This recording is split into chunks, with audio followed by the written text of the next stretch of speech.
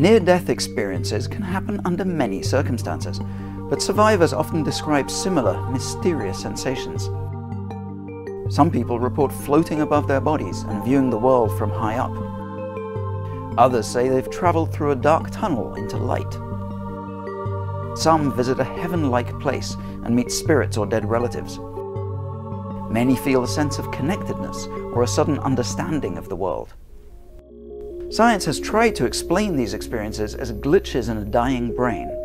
For example, a part of the brain called the temporoparietal junction assembles data from your senses and organs to produce your overall perception of your body.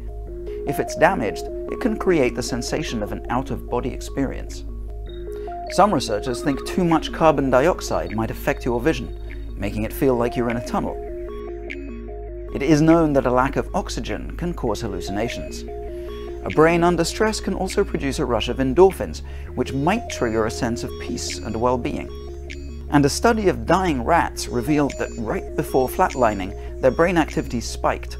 If the same is true of human brains, that might explain why people have these vivid, hyper-real experiences just before death. But none of these explanations is complete, and not everyone is convinced the science lines up. For example, people who weren't lacking oxygen have described visions of heaven. And we don't know what was actually happening in the brains of those who've reported out-of-body experiences. Some researchers think the mind or soul can leave the brain when someone is near death.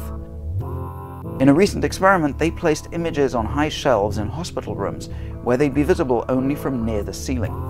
They interviewed hundreds of cardiac arrest survivors who'd been revived in those rooms. Not one reported seeing the images. Science has a way to go before it can fully explain near-death experiences, but whatever the truth about them, they are powerful events that help people who have nearly died see their trauma in a more positive light.